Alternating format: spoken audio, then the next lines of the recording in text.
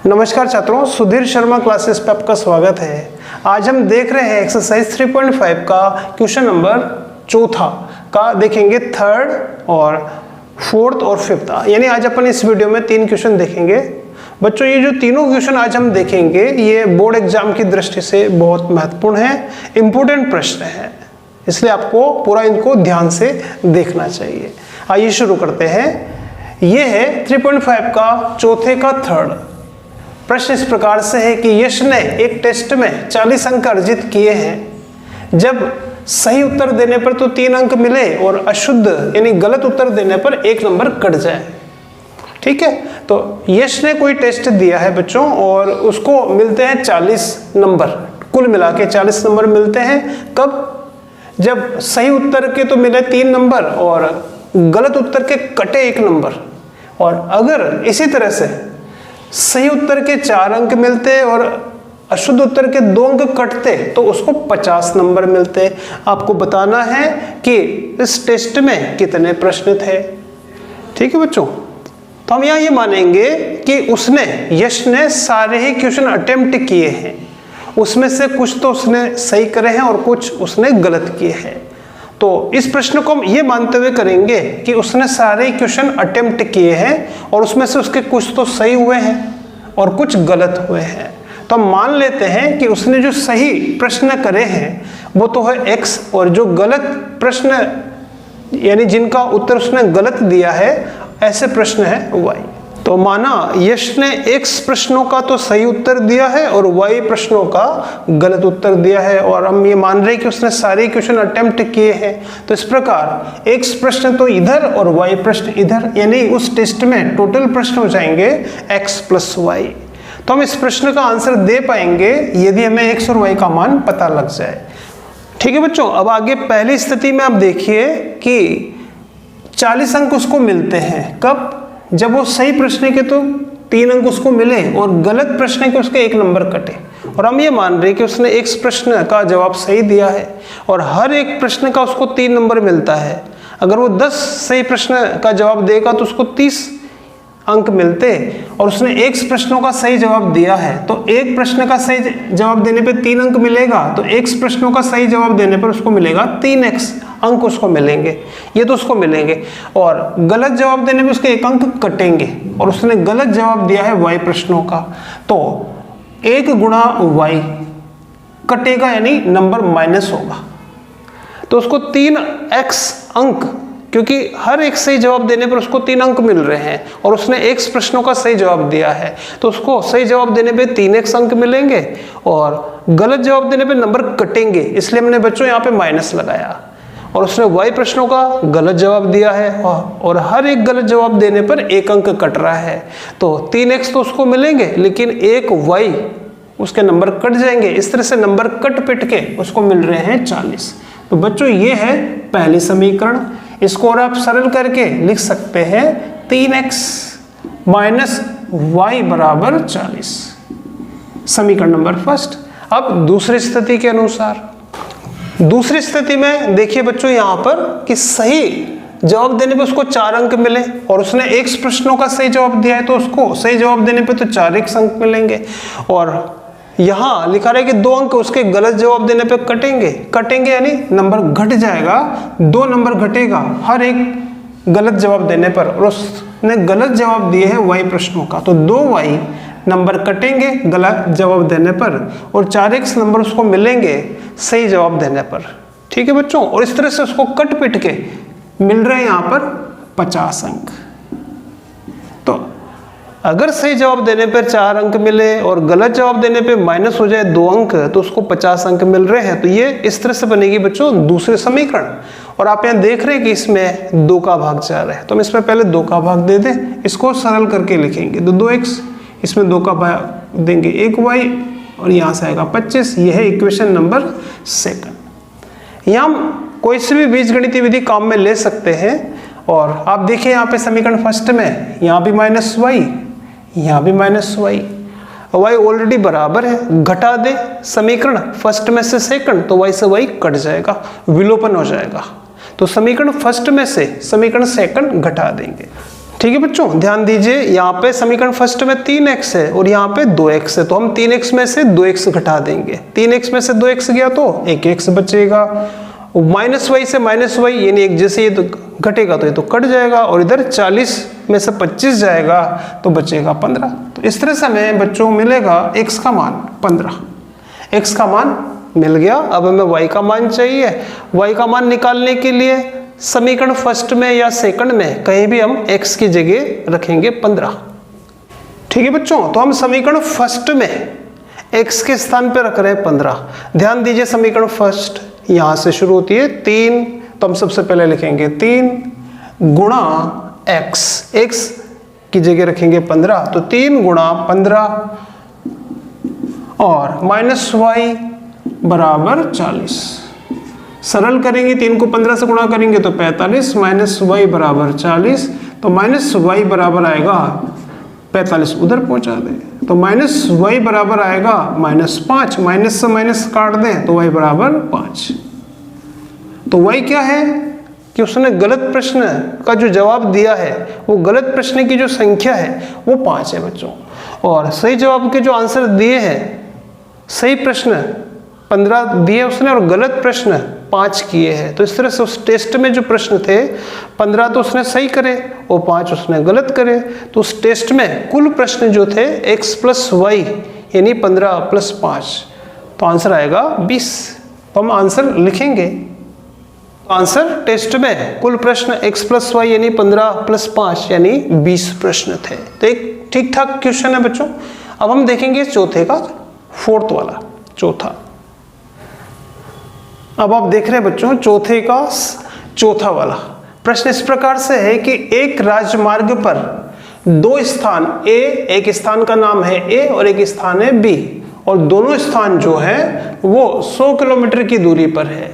A और B जो स्थान है वो एक दूसरे से 100 किलोमीटर दूर है। एक कार चलती है A स्थान से और दूसरी कार चलती है B से एक ही समय पर। तो एक कार स्थान A से चलती है, एक कार स्थान B से चलती है, और दोनों एक ही टाइम पे चलती है, एक ही समय पे चलना प्रारंभ करती है। यदि ये कारें भिन्न भिन्न चालों से एक ही दिशा में चले तो वे 5 घंटे में मिल जाएगी, है ना। अगर दोनों कारें एक ही दिशा में जाए, या तो इधर जाए या फिर दोनों इस दिशा में जाए, तो अगर दोनों कारें एक ही दिशा में जाती है तो वो एक दूसरे को 5 घंटे में मिल जाएगी, और अगर वो कारें एक दूसरे की ओर चले तो वो एक दूसरे को 1 घंटे में मिल जाएगी। बताइए दोनों कारों की चाल क्या है। तो हमें बताना है कि दोनों कारों की जो चाल है वो क्या होगी। ठीक है, तो यहाँ प्रश्न इस प्रकार से है कि दो स्थान है, एक स्थान A है, एक स्थान B है। इन दोनों के बीच की जो डिस्टेंस है वो 100 किलोमीटर है। एक कार स्थान A से चलेगी, एक कार स्थान B से चलेगी, और अगर दोनों एक ही दिशा में चले तो 5 घंटे में मिल जाएगी। यानी जब एक दिशा में चलेगी तो जो पीछे वाली कार है उसकी स्पीड तेज होगी, यानी वो आगे वाली कार को पकड़ लेगी 5 घंटे में, और अगर वो दोनों ऐसे चले, एक दूसरे की तरफ चले, तो वो 1 घंटे में ही मिल जाएगी। तो बताइए इस कार की चाल क्या है और इस कार की चाल आपको बताना है। ठीक है, हम मान लेंगे कि इस कार की चाल है x और इस कार की चाल है y। तो माना एक कार की चाल तो है x किलोमीटर प्रति घंटा और एक कार की चाल है y किलोमीटर प्रति घंटा। तो बच्चों हमने यहाँ पे लिखा कि माना एक कार की तो चाल है x और दूसरी कार की जो चाल है वो y है। अब इस प्रश्न में दो स्थितियां दे रखी है कि दोनों कारें जो है वो अगर एक ही दिशा में चले, एक तो ये कंडीशन है, मतलब एक इधर जा रही है तो दूसरी भी इधर जा रही है, एक ही दिशा में जा रही है। और एक स्थिति है कि जब दोनों कारें एक दूसरे की तरफ आए।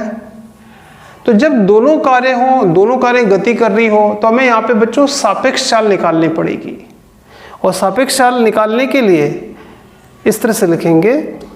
तो बच्चों आपको यहाँ ये बात ध्यान रखनी है कि जब दो वाहन हो, दोनों गति कर रहे हो, चाहे वो इधर जा रहे हो या दोनों एक दूसरे की तरफ आ रहे हो, तो जब दोनों वाहन गति कर रहे हैं तो ऐसी स्थिति में सवाल को हल करने के लिए हमें बच्चों निकालनी पड़ती है सापेक्ष चाल। और आपने छोटी क्लासों में पढ़ा होगा कि जब दोनों वाहन एक ही दिशा में जा रहे हो, जब दोनों वाहन एक ही दिशा में चलेंगे तो उनकी जो सापेक्ष चाल है उनकी चालों को घटाने से आएगी।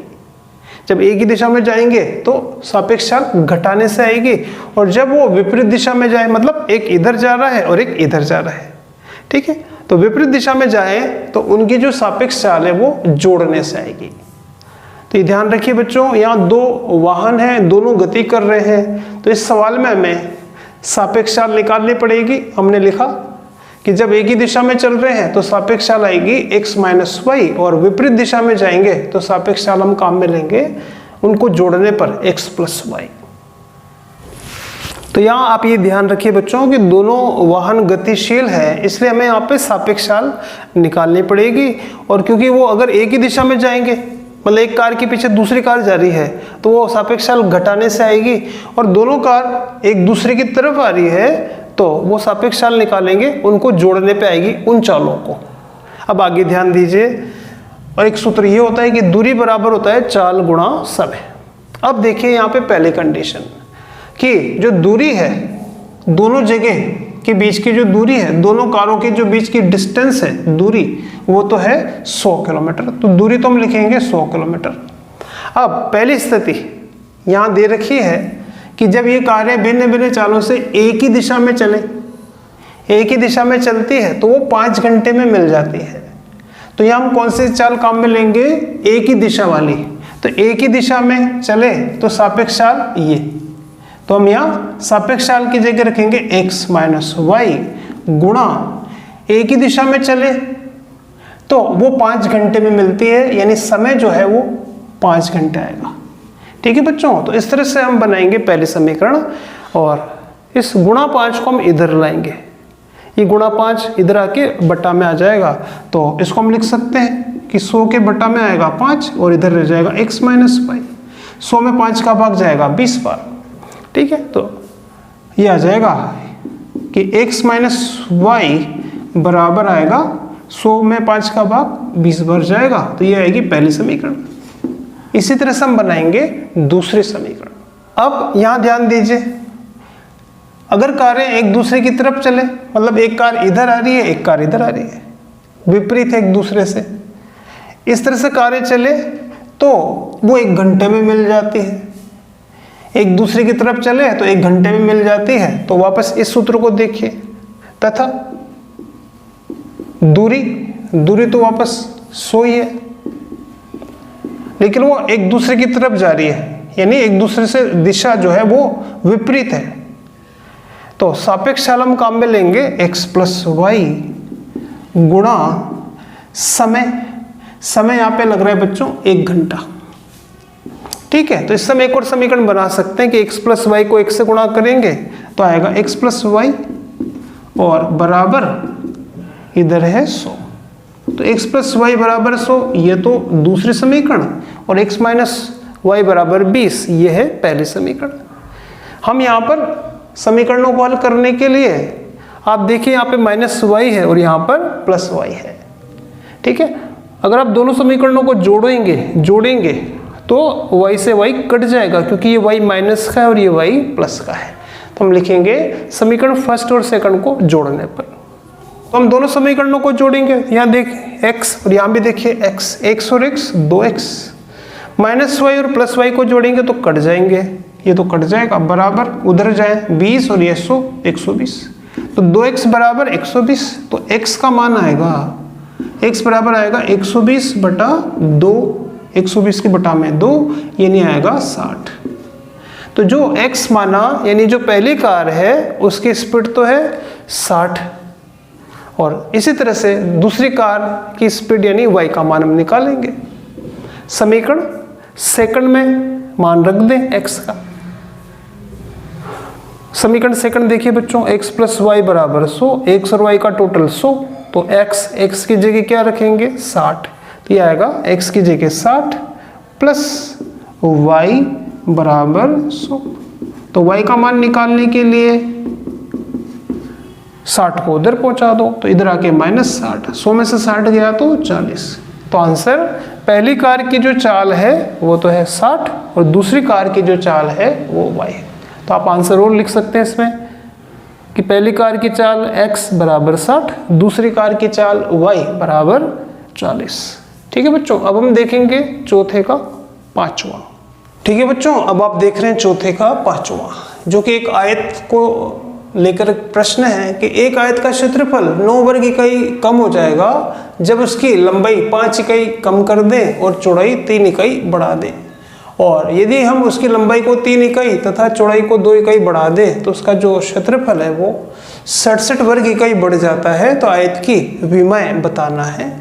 आयत की विमाएँ मतलब आयत की नाप बतानी है, और आयत की 2 नाप होती है, लंबाई और चौड़ाई। तो बच्चों में यह मान लेंगे कि आयत की जो लंबाई है वो तो है x और चौड़ाई जो है वो y है।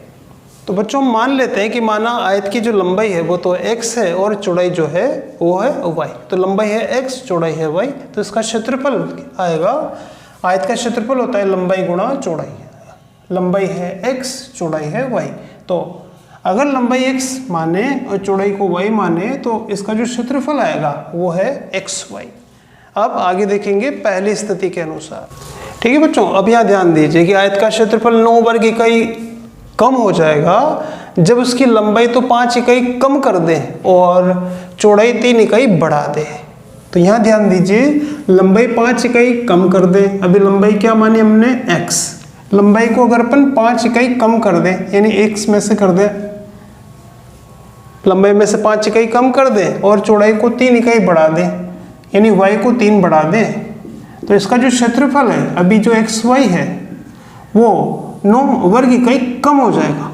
xy जो क्षेत्रफल है वो 9 वर्ग इकाई कम हो जाएगा। कम हो जाएगा मतलब माइनस, तो क्षेत्रफल 9 इकाई कम हो जाएगा जब उसकी चौड़ाई 3 इकाई बढ़ा दें और लंबाई 5 इकाई घटा दें। तो इससे बनेगी फर्स्ट समीकरण। x को दोनों से गुणा करेंगे तो ये आएगा x गुणा होगा y से, फिर x गुणा होगा 3 से, फिर -5 गुणा होगा y से, और -5 को +3 से गुणा करेंगे तो -15, बराबर के इधर आएंगे, xy इधर भी है -9। xy वाली टर्म देखिए बराबर के बाईं ओर भी है दाईं ओर भी है, प्लस में है दोनों, तो xy से xy तो कट जाएगा। क्या बचेगा 3x - 5y बराबर, ध्यान दीजिए यहाँ पे -9 है और -15 इधर जाएगा तो +15। तो इसको हम लिख सकते हैं इस तरह से कि 3x - 5y बराबर 15 में से 9 घटा दें तो बचेगा 6। ये है इक्वेशन नंबर फर्स्ट। अब दूसरी स्थिति के अनुसार प्रश्न में ध्यान दीजिए आगे कि यदि हम लंबाई को 3 इकाई बढ़ा दें, लंबाई क्या है अभी x, तो कह रहे हैं कि लंबाई को तो आप बढ़ा दो, x को तो बढ़ा दो, कितना बढ़ा दो 3 बढ़ा दो, तथा चौड़ाई को भी बढ़ा दो 2 इकाई। चौड़ाई जो y है इसको 2 इकाई बढ़ा दो, तो इसका जो क्षेत्रफल है xy जो क्षेत्रफल है वो 67 इकाई बढ़ जाएगा मतलब प्लस। तो अगर आप लंबाई 3 इकाई बढ़ाते हैं, चौड़ाई 2 इकाई बढ़ाते हैं तो इसका जो क्षेत्रफल है वो 67 इकाई बढ़ जाएगा। ठीक है बच्चों, इसको भी सरल करेंगे, x को अंदर गुणा करेंगे तो x को y से गुणा करेंगे तो आएगा xy, पर x को 2 से गुणा करेंगे +2 से गुणा करेंगे तो +2x। तो x को हमने y से गुणा किया xy, फिर x को +2 से गुणा करा तो 2x। अब 3 को गुणा करेंगे y से तो 3y, और 3 को 2 से गुणा करेंगे तो 6, बराबर के इधर xy + 67। यहाँ भी xy से xy काट दो, क्या बच गया 2x और क्या बच गया +3y, और बराबर के इधर क्या है 67 है, और 6 को लाएंगे उधर दाईं ओर, तो सेकंड समीकरण बनेगी 2x + 3y बराबर 67 में से 6 गया तो बचेगा 61। तो इस तरह से बच्चों हमें ये 2 समीकरणें प्राप्त हो रही है, एक तो ये और एक ये। प्रश्न में लिखा हुआ है कि आप कोई सा भी बीजगणितीय मेथड काम में ले सकते हैं। आप वज्र गुणन विधि भी काम में ले सकते हैं इन्हें सरल करने के लिए, दोनों समीकरणों को। आप वज्र गुणन विधि भी काम में ले सकते हैं, आप प्रतिस्थापना विधि भी काम में ले सकते हैं। हम विलोपन विधि काम में लेंगे, लेकिन उसके लिए ये होना चाहिए कि x का गुणांक या y का गुणांक दोनों में बराबर हो। यहाँ आप देखिए x का गुणांक 3 है और यहाँ x का गुणांक 2 है, बराबर नहीं है। y का गुणांक भी बराबर नहीं है। तो हम विलोपन विधि काम में लें, इसके लिए हमें पहले यहाँ पर x का गुणांक बराबर करना पड़ेगा। जैसे अगर यहाँ पे 3x है या 6x, तो हमें यहाँ पर भी 6x लाना पड़ेगा। तो 3 यहाँ है और 2 यहाँ है, तो अपन ऐसा करें कि 3 को तो गुणा करेंगे 2 से, तो ये हो जाएगा 6, और इसको गुणा करेंगे 3 से पूरे समीकरण को, तो ये भी कितना हो जाएगा 6। तो समीकरण फर्स्ट को पूरी समीकरण को गुणा करेंगे 2 से, तो ये आएगा 6x, ये 2 से गुणा करेंगे तो 10y, 2 से गुणा करेंगे तो 12, और इसको 3 से गुणा करेंगे ताकि यहाँ भी 6x आ जाए, फिर 6x से 6x काट देंगे। तो समीकरण फर्स्ट को हम 2 से गुणा करेंगे और समीकरण सेकंड को 3 से गुणा करेंगे। तो हमने यहाँ लिखा बच्चों कि समीकरण फर्स्ट को हम 2 से गुणा कर रहे हैं, इसको 2 से गुणा करके यहाँ लिख दिया, और फिर हमने लिखा कि समीकरण सेकंड को 3 से गुणा कर रहे हैं, इसको 3 से गुणा करा, इसको 3 से गुणा करेंगे 6x, इसको 3 से गुणा करेंगे 9y, इसको 3 से गुणा करेंगे 183। अब जाके हमें ये 2 समीकरण प्राप्त हुई है कि यहाँ भी 6x है और यहाँ पर भी 6x है। ठीक है, अब आप यहाँ ध्यान दीजिए कि यहाँ 183 और यहाँ पे 12 है। तो समीकरण फोर्थ में से हम थर्ड घटा देंगे तो क्या होगा, 6x से 6x तो कट जाएगा, y का मान मिलेगा। ठीक है, तो समीकरण 4 में से हम थर्ड घटाएंगे, आप यहाँ तक नोट करें। ठीक है बच्चों, समीकरण फोर्थ में से थर्ड घटा रहे हैं, पहले 4 फिर थर्ड घटाएंगे तो नीचे का चिन्ह बदलेगा, प्लस ये हो जाएगा माइनस, ये माइनस, 6x में से 6x गया तो कट जाएगा, 9 प्लस का और ये अब 10 भी प्लस का हो गया चिन्ह बदलने से, तो 10 और 9 19y, और 183 में से 12 जाएगा तो 171, तो y बराबर आएगा 171 बटा 19, 19 से कटेगा 9 बार, y का मान आ गया। अब y का मान आप किसी भी समीकरण में रख दो, हम यहाँ रख देते हैं समीकरण सेकंड में। तो समीकरण सेकंड में y का मान रखने पर,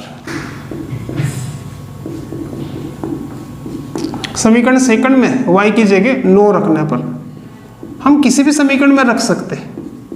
y का मान हमें पता है, x का चाहिए, हम यहाँ रख रहे हैं, समीकरण सेकंड में रख रहे हैं, किसकी जगह रख रहे हैं, y की जगह। तो समीकरण सेकंड देखिए, सबसे पहला आएगा 2x, फिर लिखा हुआ है 3y, तो 3 गुणा y की जगह रखेंगे 9 बराबर 61, तो 2x प्लस 3 को 9 से गुणा करेंगे 27 बराबर 61, x का मान चाहिए तो 27 उधर जाएगा, 61 में से घटा देंगे 27, तो आएगा 2x बराबर 11 में से 7 गया तो 4 और 5 में से 2 गया तो 3, तो x बराबर आएगा 34 बटा 2 यानी 17। तो आंसर की लंबाई तो है 17 और चौड़ाई है बच्चों 9। ठीक है बच्चों, तो हमने आंसर लिखा कि भाई लंबाई तो है x जो है वो तो हमें प्राप्त हुआ 17 और चौड़ाई जो हमने y मानी थी वो है 9। तो आंसर है कि लंबाई 17 है और चौड़ाई 9 है। ठीक है बच्चों, तो इस तरह से ये जो एक्सरसाइज है, ये जो क्वेश्चन आज अपन ने करे हैं, ये इंपॉर्टेंट प्रश्न है, आपको खुद को भी करके देखना चाहिए, बोर्ड एग्जाम के हिसाब से बहुत महत्वपूर्ण है। एक्सरसाइज 3.5 यहाँ पर खत्म होती है। अगली एक्सरसाइज देखेंगे बच्चों हम अगले वीडियो में। ठीक है, धन्यवाद।